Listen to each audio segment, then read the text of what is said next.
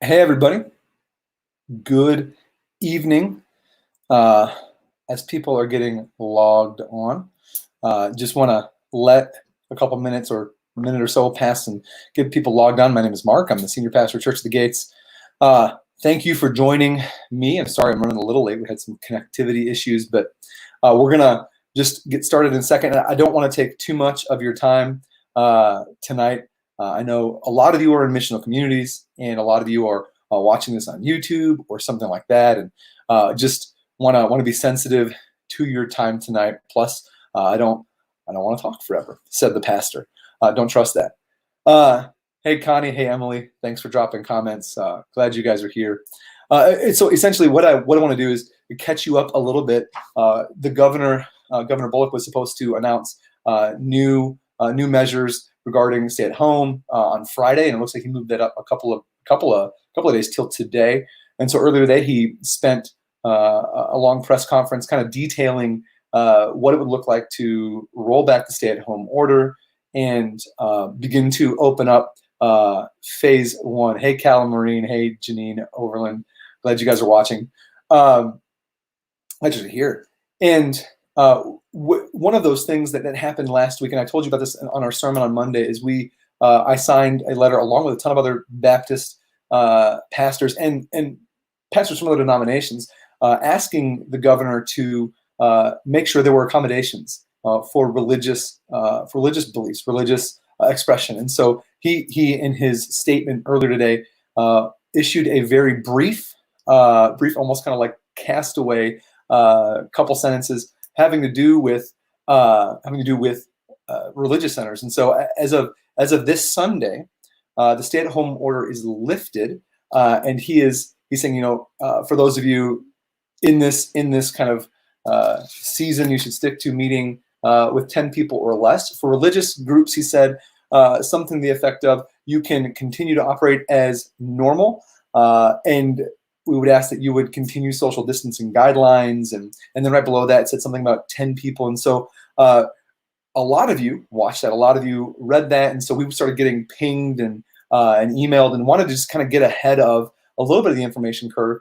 And so what looked to be a pretty calm Wednesday kind of took a hard right turn at about 11 or 12 or whenever that conference was. And so I met with our staff, and we had a really productive conversation about opening up and what that might look like and all of that. And I've got to meet with the elders here in about an hour, but I wanted to just kind of recognize a couple of things. I know there's kind of two types of people when you hear that, hey, the stay-at-home order is lifted and churches can meet. Some of you were like ready to knock at the doors of the church and come on in tonight and worship together. Some of you had almost opposite reactions. So I don't know if it feels safe enough. That's a really hard turn. And I just want to affirm, like, both of those. It's okay to be where you're at tonight. This is a hard left turn for a lot of us, and it's okay to take time to process that. And so if you're still kind of anxious about whether or not you should meet, or you're anxious to meet, like, I'm happy for you both, and I'm grateful to have both of those people in our congregation. And so I just encourage you, and just be where you're at.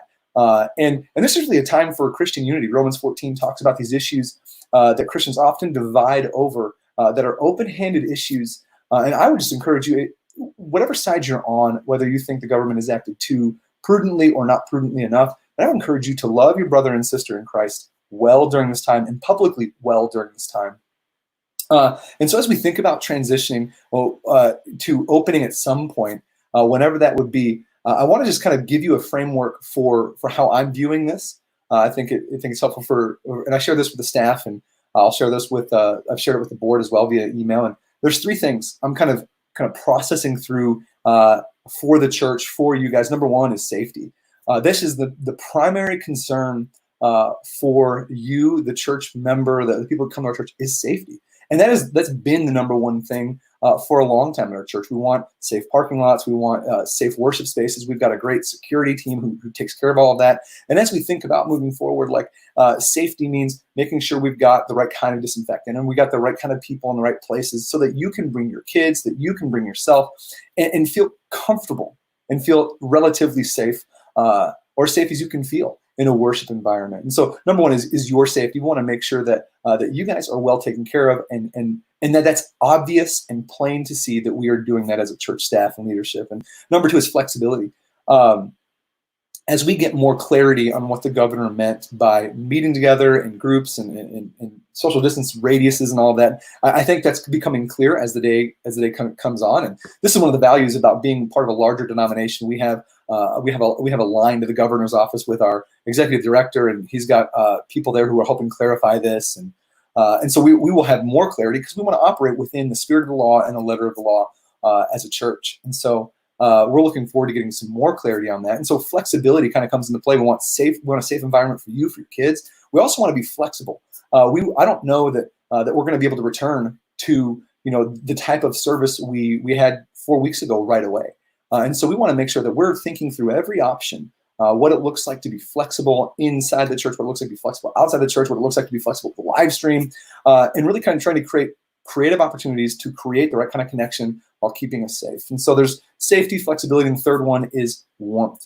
Like I want you, whenever we reopen the church, whenever that happens, I want you to feel connected to the church. I want you to really grasp onto what you've been missing, this connection with each other. And so whatever solution happens from this, as we continue, as the board and I and the staff continues to kind of process what would be best, we want to make sure that we're not creating coldness and distance. And so we're going to look for ways to create social connection in the midst of social distancing, and doing that with warmth. And so as we begin to kind of get a better lay of the field, we wanted to let you know, I wanted you to hear from me that we are thinking about it. We are talking about it. We had a great productive conversation earlier today with the staff. We're going to have another great conversation in about 50 minutes with our elders. And I want to say this to you, like, man, the leadership of this church, your staff and your elders, they are like top-notch minds and love you deeply. And so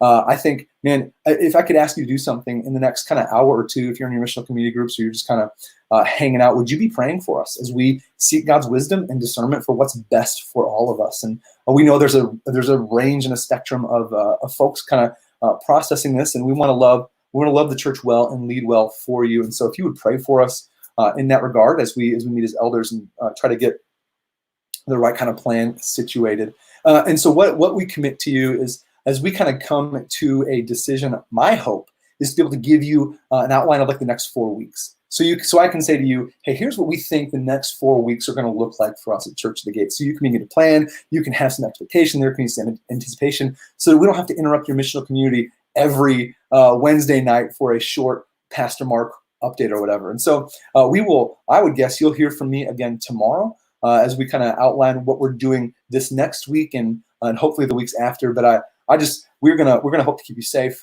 We're gonna be flexible. And we'd ask that of you, that you would be willing to be flexible and try things and do things that normally you wouldn't need or have to do, not only for the glory of God, but for the loving of your neighbor, the one who comes and the one who is fearful, the one who is bold, that we would love one another well in that. And that we'd be willing to be warm in spite of the in spite of the distance. So that's kind of where we're at. You will hear from us more tomorrow with a little bit more about this weekend as we kind of firm down plans and get squared away. I didn't want to come out here with a plan without having talked to the elders. They're a critical piece of our leadership team, and I'm grateful for their wisdom and their experience. So I'm going to get on a Zoom call with them in a few minutes, but I wanted to get out to you guys. Will you be praying for us over the next hour and a half that we can, that God would lead us into unity, lead us really into what God would have for our church. And I would ask you to be praying for your own heart in this, that God would kind of cultivate this deep love for the sweetness of the church. I've missed you all, and I've missed being near you.